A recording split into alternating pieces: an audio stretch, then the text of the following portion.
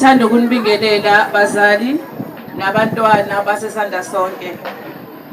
Ngibingelele nomkhandlu wesikole, ngibingelele nothisha bonke ngokukhethekileyo.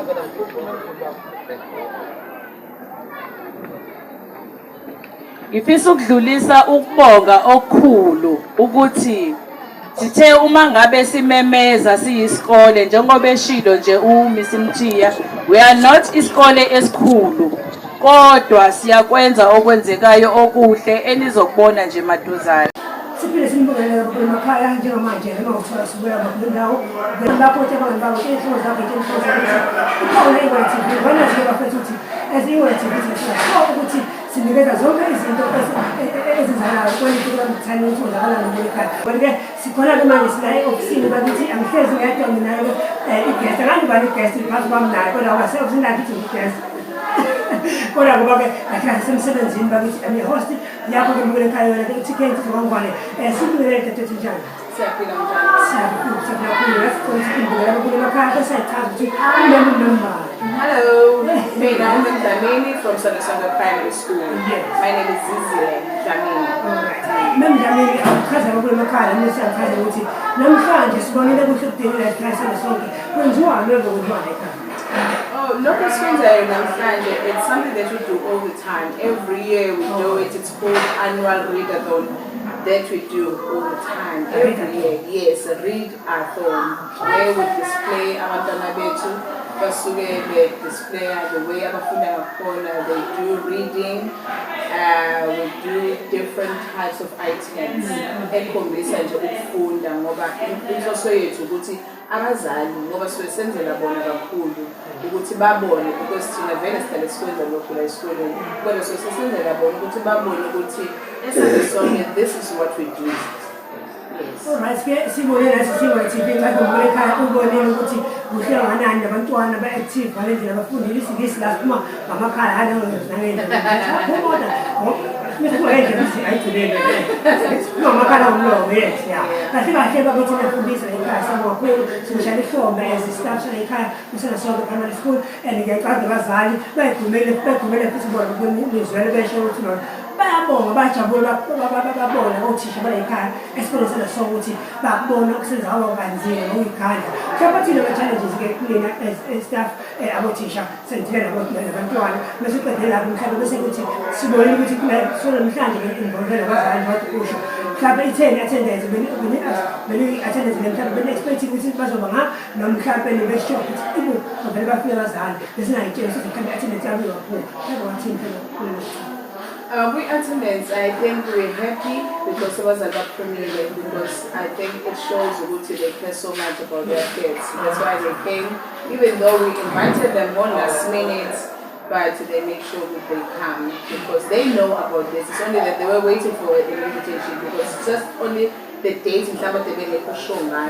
But the minute we just gave them the dates, we gave them the invitations, and then they came. We are so happy, my Lord.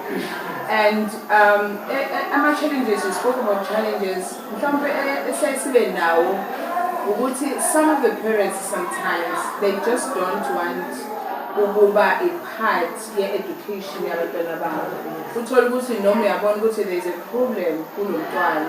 You want ukuthi sibonisane nomzali ukuthi how can we help this child ikwazi ukuteknisha i-problem abhekene nayo. Uthola ukuthi mhlawumbe umzali doesn't come. Abangeke they don't come because maybe ba-base emisebenzini, especially ngoba sazi ukuthi umsebenzi phela yikho. Sometimes we don't blame them.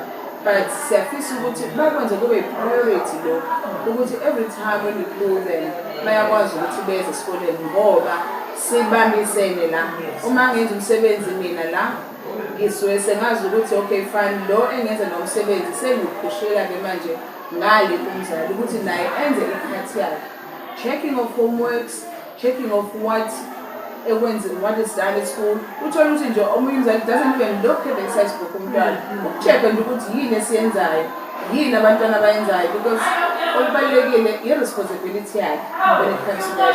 Main responsibility yami is to teach the child but noku-check ukuthi kuyenzekani lokho kungithethe ukuthi umzali now uthola ukuthi-ke abanye they don't care bese kubonakala ngazuthi ukufunda kwenzeki kahle and into enzima kakhulu is when ubone ukuthi lo mntwana lo akakwazi ukuyenza lento ukube benikwazi ukuthi nangiqedile mina kube khona okuqhubekayo ekhaya abakwazi ukwenza lokho abazali so sometimes that gives because ubheka umsebenzi and nalo esimsizayo ukuthi aqhubeke nomsebenzi ugcine engasakuboni ukubalulekile because umuntu o-concerned kakhulu uthisha wakhe but the parent is not concerned so lokho kuyasebenza challenge you give them homework they don't write it because there's no one taking care of them at home who is more focused on the work so kusenza lokho kusinikeza ama-challenges and also we give them we have a library esikoleni we encourage ingane to come and take the books to read at home but irresponsibility isuke isibuye engane nomzali to take care of this book because it's a property of the school it's not something kusuke fanele athi take care of it uthola ukuthi uyambonela umntwana incwadi to go and read to bring it back ayisabuyi okwesikhathi kuyise damaged now the problem is who is going to take care of these books if they don't when they are at home they should take care of it when they are here it's in a city take care of those books and so is isazosiza phela nabangabeza so bazali sinimzwe bakithi unemdlamini esho ukuthi bakithi bayachaze ngaso nami ngikhuluma njengomzali so bazali ngiyacela kakhulu nami ukuthi nathi bazali akesimise amasokisi abantwana bethu bancane sometimes bayakhohlwa ukuthi akhumbule kusenzwe homework check izingane check ibhakho umntwana ukuthi esikoleni kufundweni usuku nosuku so nathi izokwazi ukuthola even homework ukuthi khona homework ekhona eklasini and sekulula kakhulu manje abothisha sebeba namagroup eklasi involve nabazali so sizokwazi ukucommunicate umsebenzi nabantwana even although othisha sebenza ngaleyo ndlela ukuthi akube khona ingene nokubambisana basithi nabazali abakufeyila abangengeni ebuke ngese nje kodwa ungamgqugquzeli umntwana nebuye esikoleni ukuqala ageze bese yalala bese yavuka namancane ngoba phela phumula alale bese yaphumula then after sichokhe incwadi akayi kodlala incwadi izachekwana chokhe incwadi noma umsebenzi wenza okhona wenza umsebenzi ukuthi akayi kodlala uyodlala mhlawumbe esikoleni so bakubona emakhaya nabazali siyacela kakhulu nathi TV ukuthi lekelelani nothisha njengoba bechaza ukuthi umntwana imfundo yakhe ibe lula umsebenzi wakhe ube lula so uma ukuthi mina ngumzali angifikanga la ngafana ngifike khona bazabe befisa ukufika khona imfundo abangana kodwa ngikwazi ukuthi umntwana wami ukuthi aphinde ngabe nemfundo so yena kaphinda nginikeze ikusasa elihle anothi nengihamba emhlabeni asala phila impilo eqhakazile so kule makhaya siba kakhulu awubangena ukuthi namhlanje ubone valisame ukume nawo umshaba. Thank you so much to the parents who came today. We appreciate it and abangafikanga siyazi ukuthi mhlambe they had problems but thank you so much for watching, for tuning in. Ngwane TV. Thank you so much.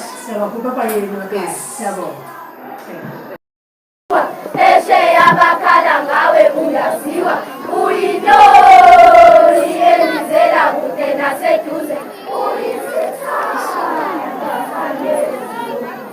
ushintsha obona amagama uyawakhukhula amehlako awela umfula ugcwele nomlomo oveteza nengingazazi isifuba sakha sikhathelwanga ihashi